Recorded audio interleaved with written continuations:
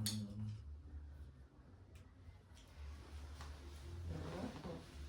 just thinking about it. Shut everyone out. That's my first. Because I need to process me, and I don't need interference, so I get quite like. Yeah, so I go quite insular. And then I think it depends on the type of stress. Because some stress, I'm like, if it's stress at work, because I see it as like it's just work. I don't really engage emotionally the way I used to. So would you say that there's different types of stress? Yeah. Different types of stress. Like there's stress that. So like, how I look at stress or uncomfortability now, I don't actually look at it as a negative or a bad thing. I look at it as this is a learning point. So I know on the other side of this there's going to be a learning. So, but I don't need to be around loads of people to figure it out. I just need to be by myself so I can process. So I get quite like I don't want anyone around. But if it's in like a working environment, I'm quite boundaried in that. I just pass it on. Not the stress, but like this isn't for me, so you can deal with it. Or if it's something that I have to overcome, I'll just face it and then give myself a debrief. But it's mad because I'm very good in stress. You are quite good in stress as well. You think so? Yeah. I think we're swans. Yeah. Essentially. So like, I'm very calm because I can't join the stress in that energy, if that makes sense. So like, if there's a situation's happening, I'm very calm because I want to see what I could be missing out on. Because often when you get like panicky or whatever it is, you can often miss like the opportunities to learn and to change things properly.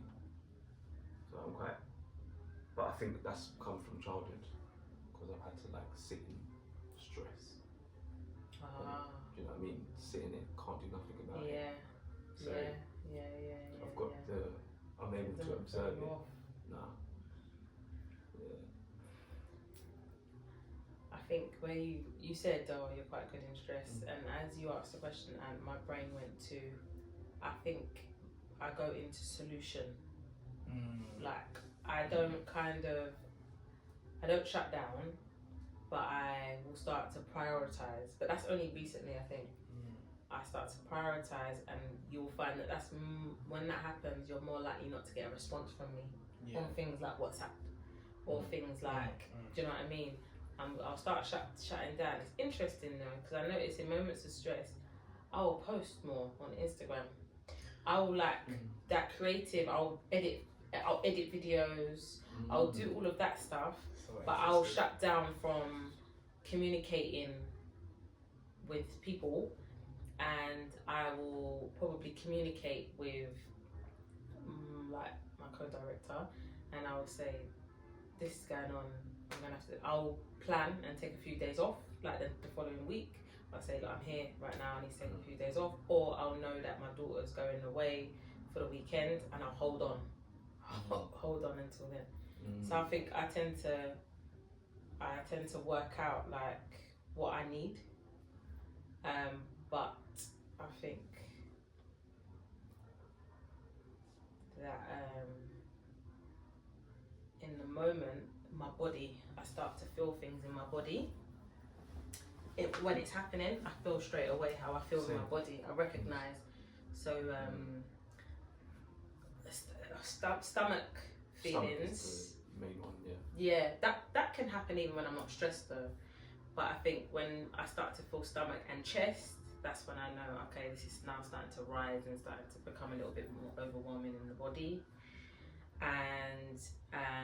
And then I go a bit slower as well. So like, say for example, you might have all these plans for the week or plan for the day. Like I might have a plan with my daughter to do something. I'll cancel it and I'll go slower. I'll say we're gonna drag this day out, we're gonna chill, we're gonna take time. The priority is making food. making sure that we're bathed, and anything that she specifically needs, I'm focusing on those things, and I'm forgetting everything else. Everything else gets How does it feel when you're in that stress and you're posting? So, what does it feel like in that moment of stress in comparison to when you're posting? Does the posting relax you? It distracts me. Distracts you? I think I noticed that when my nan passed, that was when I was doing my most posting I've ever done. Most creating stuff and editing, and was like after, like during that whole time I was on it. See, people thought I'm mad active, but really it's my distraction. So would you say that you create from a negative place? That maybe. See, and that's the Maybe, thing. I don't know. I wonder, is that a good thing or a bad thing or neither? Yeah, and is it from a negative place? I don't know. I don't have the answer to that. I recognise that I do it though. Yeah, I definitely think when it comes to this kind of stuff, we got to get out of good and bad, because it's just emotions, isn't it? It shows up, and as we've spoken about before, we ain't got a blueprint to figure it out. So we're just gonna do what we're gonna do when we're stressed, and there's no good or bad. Whatever you do has consequences, whether it's positive or negative. So we just gotta give ourselves that kind of grace. I think it's about feeling it and being honest with it, innit? Yeah. I think, when I speak about stress, I don't really recognize it too tough. And it's not because it doesn't happen, I just don't really recognize it. I find it difficult to come from that place. But I guess I would kind of call stress I would call stress a malfunction of some sort. And I feel like when I have that moment, I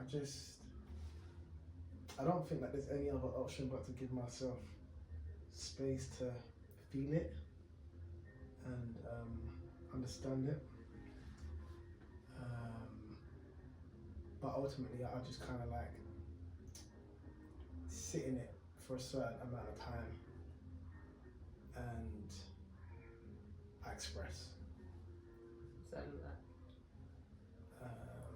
I will speak to who I need to. So I will speak to, my woman who basically knows what I need in that moment, which is to vent and for her to kind of hold the mirror up. Usually, her thing is solution, but I don't necessarily need solution. I just need to express, and when she holds the mirror up, I see certain things that I probably wouldn't see. How does she do that? That's not. Ultimately, that's not like a general thing that. Ultimately, she just holds space. She just lets me vent. In the beginning, she found that difficult because her thing was always to respond with a solution, like what can we do and stuff, and that would kind of that would get her frustrated sometimes. But then I would let her know that I don't need that. I don't necessarily need you to interfere. I just need you to hold space. And I think ultimately, we just need to feel these things and be honest with it and express. So, if I recognize what, my version of stress would be, because I've never actually said that it's stress. I just always see these things as I've had enough, malfunction, I'm confused, this doesn't sit well with me. You know what I mean? That kind of thing. But yeah, man, just sit in it, feel it, understand it, express it, and pass through in it. I think it's in that, yeah, what's really important, hearing it you speak, is about that, how, because I know that I was a fixer who wants to fix things and give you solutions and why get frustrated. And actually it takes away the power from the person who needs to fix the issue, which is you, but also you're not over engrossing yourself in other people's stuff. And I've noticed it now, like when I'm like holding the mirror and be like, what do you think you can do? They have the power, so you don't have to take it away. But you see it out there when it comes to stress, because many people want to be the saviour for others and save the day and stuff like that. Which it comes with a good intention, but actually you're doing the person more harm because they need to be able to fix their own issues or learn to manage their own stress. Or like you can give them tools and be like, this might be useful, this might be, but often that's where I see a lot of conflict happening, is in that stress.